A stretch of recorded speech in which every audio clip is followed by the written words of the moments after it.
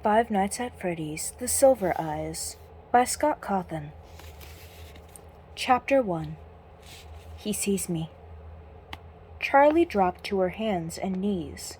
She was wedged between a row of arcade games, cramped in the crawl space between the consoles and the wall, tangled electrical cords, and useless plugs strewn beneath her. She was cornered. The only way out was past the thing, and she wasn't fast enough to make it. She could see him stalking back and forth, catching flickers of movement through the gaps between the games. There was scarcely enough room to move, but she tried to crawl backward. Her foot caught on a cord. She stopped, contorting herself to carefully dislodge it. I apologize for any mispronouncing words. That is your warning now. There will be many. She stopped, contorting herself to carefully dislodge it. She heard the clash of metal on metal, and the farthest console rocked back against the wall. He hit it again, shattering the display, then attacked the next, crashing them almost rhythmically, tearing through the machinery, coming closer. I have to get out. I have to. The panicked thought was of no help. There was no way out. Her arm ached, and she wanted to sob aloud. Blood soaked through the tattered bandage, and it seemed as though she could feel it draining out of her. The console a few feet away crashed against the wall, and Charlie flinched. He was getting closer. She could hear the grinding of gears and the clicking of servos even louder. Eyes closed, she could still see the way he looked at her, seeing the matted fur and the exposed metal beneath the synthetic flesh. Suddenly, the console in front of her was wrenched away. It toppled over, thrown down like a toy. The power cords beneath her hands and knees were yanked away, and Charlie slipped, almost falling. She caught herself and looked up, just in time to see the downward swing of a hook. Welcome to Hurricane, Utah. Charlie smiled wearily at the sign and kept driving. The world didn't look any different from one side of the sign to the other, but she felt a nervous anticipation as she passed it. She didn't recognize anything.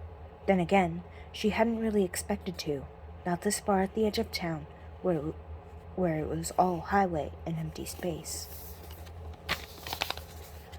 She wondered what the others would look like, who they were now. 10 years ago they'd been best friends. And then it happened, and everything ended, at least for Charlie. She hadn't seen any of them since she was 7 years old. They had written all the time as kids, especially Marla, who wrote like she talked, fast and incoherent. But as they got older, they had grown apart. The letters had grown fewer and further between, and the conversations leading up to this trip had been functionary and full of awkward pauses, like that one. Charlie repeated their names, as though to reassure herself that she still remembered them. Marla, Jessica, Lamar, Carlton, John, and Michael. Michael was the reason for this trip, after all. It was 10 years since he died, 10 years since it happened, and now his parents wanted them all together for the dedication ceremony. They wanted all of his old friends there when they announced the scholarship they were creating in his name. Charlie knew it was a good thing to do, but the gathering still felt slightly macabre. She shivered and turned down the air conditioning, even though she knew it was not the cold. As she drove into the town center, Charlie began to recognize things: a few stores and the movie theater, which was now advertising the new summer's blockbuster hit. She felt a brief moment of surprise, then smiled to herself. What did you expect? The whole place would be unchanged? A monument to the moment of your departure, frozen forever in July 1985? Well, that was exactly what she had expected. She looked up at her watch, still a few hours to kill before they all meet up. She thought about going to the movie, but she knew what she really wanted to do. Charlie made a left turn and headed out of town. 10 minutes later, she pulled up to a stop and got out. The house loomed above her, its dark outline a wound in the bright blue sky. Charlie leaned back against the car, slightly dizzy. She took a moment to steady herself with deep breaths. She had known it would be there, here. An distant look through her aunt's bank books a few years before had told her that the mortgage was paid off and that Aunt Jen was still paying property taxes. It had only been 10 years. There was no reason it should have changed at all. Charlie climbed the steps slowly, taking in the peeling paint. The third stair still had a loose board, and the rose bushes had taken over one side of the porch, their thorns biting hungrily into the wood. The door was locked, but Charlie still had her key. She had never actually used it. As she took it from around her neck and slid it into the lock, she remembered her father putting its chain around her neck, in case you ever need it. Well, she needed it now. The door opened easily, and Charlie looked around. She didn't remember much about the first couple of years here. She had been only 3 years old, and all the memories had faded together in a blur of a child's grief and loss, of not understanding why her mother had to go away, clinging to her father every moment, not trusting the world around her unless he was there, unless she was holding tightly to him, burying herself in his flannel shirts and the smell of grease and hot metal and him. The stairs stretched straight up in front of her, but she did not move directly to them. Instead, she went to the living room, where all the furniture was still in place. She had not really noticed it as a child, but the house was a little too large for the furniture they had. Things were spread out too widely in order to fill the space. The coffee table was too far from the couch to reach, the easy chair too far across the room to carry on a conversation. There was a dark stain in the wooden floorboards near the center of the room. Charlie stepped around it quickly and went to the kitchen, where the cupboards held only a few pots, pans, and dishes. Charlie had never felt a lack of anything as a child, but it seemed now that the unnecessary enormity of the house was a sort of apology, the attempt of a man who had lost so much to give his daughter what he could. He'd always had a way of overdoing what he did, whatever he did. The last time she was here, the house had been dark, and everything felt wrong. She was carried up the stairs to her bedroom, although she was 7 years old, and could have gone quicker on her own 2 feet, but Aunt Jen had stopped on the front porch, picked her up, and carried her, shielding her face as though she were a baby in the glaring sun. In her room, Aunt Jen set Charlie down and closed the bedroom door behind them. She told her to pack her suitcase, and Charlie had cried because all of her things could never fit into that small one. "We can come back for the rest later," Aunt Jen said, her patience leaking through as Charlie hovered indecently at her dresser, trying to decide which t-shirts to bring along. They had never come back for the rest. Charlie mounted the stairs, heading to her old bedroom. The door was partly cracked, and she opened it. She had a giddy feeling of displacement, as though her younger self might be staring there, among her toys, might look up and ask Charlie, "Who are you?" Charlie went in. Like the rest of the house, her bedroom was untouched. The walls were pale pink, and the ceiling, which sloped dramatically on one side to follow the line of the roof, was painted to match. Her old bed still stood against the wall beneath a large window. The mattress was still intact, though the sheets were gone. The windows cracked slightly open, and rotting lace curtains wavered in the gentle breeze from outside. There was a dark water stain in the paint beneath the window where the weather had gotten in over the years, betraying the house's neglect. Charlie climbed onto the bed and forced the window shut. It obeyed with a screech, and Charlie stepped back and turned her attention to the rest of the room, to her father's creations. The first night in the house, Charlie had been afraid to sleep alone. She did not remember the night, but her father had told her about it often enough that the story had taken on the quality of a memory. She sat up and wailed until her father came to her, until he scooped her up and held her and promised he would make sure she was never alone again. The next morning, he took her by the hand and led her to the garage, where he set to work keeping that promise. The first of his inventions was a purple rabbit, now gray with age from years of sitting in the sunlight. Her father had named him Theodore. He was the size of a 3-year-old child, his size at the time, and he had plush fur, shining eyes, and a dapper red bow tie. He didn't do much, only waved a hand, tilted his head to the side, and said to her in her father's voice, "I love you, Charlie." but it was enough to give her a night watcher, someone to keep her company when she could not sleep. Right now, Theodore sat in a white wicker chair in the far corner of the room. Charlie waved at him, but not activated. He did not wave back. After Theodore, the toys got more complex. Some worked and some did not. Some seemed to have permanent glitches, while others simply did not appeal to Charlie's childish imagination. She knew her father took those back to his workshop and recycled them for parts, though she did not like to watch them be dismantled. But the ones that were kept, those she loved, they were here now, looking at her expectantly, smiling. Charlie pushed a button beside her bed. It gave away swiftly, but nothing happened. She pushed again, holding it down longer, and this time, across the room, with a wary creak of metal on metal, the unicorn began to move. The unicorn, Charlie had named as Stanley for some reason, she could no longer remember, was made of metal and had been painted glossy white. He trotted around the room on a circular track, bobbing his head swiftly up and down. The track squealed as Stanley rounded the corner and came to a stop beside the bed.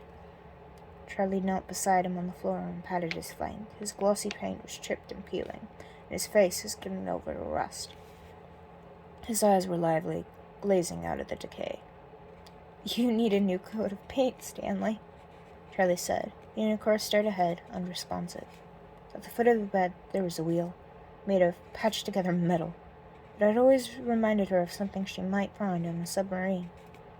Charlie turned it, stuck for a moment, then gave way, rotating as it always did, and across the room the smallest closet door swung open. Outside sailed Ella on her track, a child-sized doll bearing a teacup and saucer in her tiny hands like an offering. Ella's plaid dress was still crisp, and her patent leather shoes still shone. Perhaps the closet had protected her from the damage of the damp. Charlie had an identical outfit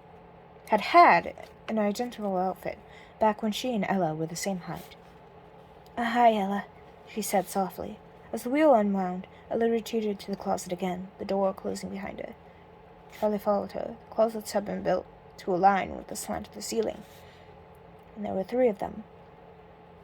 Ella lived in the short one, which was about 3.5 feet tall. Next to it was a foot or so taller, and a third closest to the bedroom door, same height as the rest of the room. She smiled, remembering. "Why do you have 3 closets?" John had demanded the first time he came over. She looked at him blankly, confused by the question. "'Cause that's how many there are," she said finally. She pointed defenselessly at the littlest one. "That one's Ella's anyway," she added. John nodded, satisfied. Charlie shook her head and opened the door to the middle closet, or tried to. The knob stopped with a jolt. It was locked. She rattled it a few times, but gave up without much conviction. She stayed crouched low to the floor and glanced up at the tallest closet, her big girl closet, that she would someday grow into. "You won't need it until you're bigger," her father would say, but that day never came. The door now hung open slightly, but Charlie didn't disturb it. It hadn't opened for her. It only given way to time. She had moved to stand. She noticed something shiny, half hidden under the rim of the locked middle door. She leaned forward to pick it up. It looked like a broken-off piece of circuit board. She smiled slightly. Nuts, bolts, scraps, and parts had turned up all over the place, once upon a time. Her father always had stray parts in his pockets. He would carry around something he was working on, set it down, and forget where it was, or worse, put something aside for safekeeping, never to be seen again. There was also a strand of her hair clinging to it. She unwound it carefully from the tiny lip of metal it was stuck on. Finally, as though she had been putting it off, Charlie crossed the room and picked up Theodore. His back had not faded in the sun like the front of his body, and it was the same rich, dark purple she remembered. She pressed the button at the base of his neck, but he remained lifeless. His fur was threadbare, one ear hanging loose by a single rotting thread, and through the hole she could see the glittering plastic of his circuit board. Charlie held her breath, listening fearfully for something. The rabbit said with a barely audible halting noise. Charlie set him down, her face hot and her chest pinched tight. She had not really expected to hear her father's voice again. "I love you too." Charlie looked around the room. When she was a child, it had been her own magical world. She was possessive of it. Only a few chosen friends were ever allowed inside. She went to her bed and set Stanley moving on his track again. She left, closing the door behind her before the little unicorn came to a halt.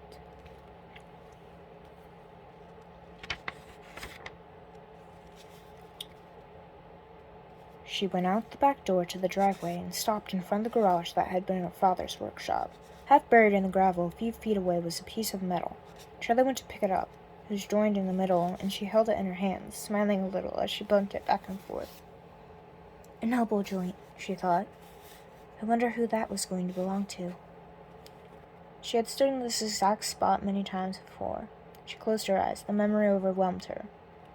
She was a little girl again, sitting on the floor of her father's workshop, playing with scraps of wood and metal as though they were toy blocks, trying to build a tower with the uneven pieces. The shop was hot, and she was sweaty, grime sticking to her legs as she sat in her shorts and sneakers. She could almost smell the sharp metallic odor of the soldering iron. Her father was nearby, never out of sight, working on Stanley the unicorn. Stanley's face was still unfinished, one side white and shining and friendly, with a gleaming brown eye that seemed almost to see. The other half of the toy's face was all exposed, circuit boards and metal parts. Charlie's father looked at her and smiled. She smiled back, beloved. In the darkened corner behind her father, barely visible, hung a jumble of metal limbs, a twisted skeleton with burning silver eyes. Every once in a while, it gave an uncanny twitch. Charlie tried to never look at it, but as her father worked, as she played with her makeshift toys, her eye was drawn back to it again and again. The limbs, contorted, seemed almost mocking. The thing a ghostly jester, and yet there was something about it that suggested enormous pain. "Daddy," Charlie said, and her father didn't look up again from his work. "Daddy," he said again, more urgently. This time, he turned to her slowly, as though not fully present in the world. "What do you need, sweetie?" She pointed to the metal skeleton. "Does it hurt?" She wanted to ask the question, but when she looked into her father's eyes, she found she could not. She shook her head. "Nothing." He nodded at her with an absent smile and went back to work. Behind him, the creature gave another awful twitch. His eyes still burned. That is going to be the end of this part, if I ever continue this. Find it on page 12. Quite close to chapter 2. That will be the end of this video.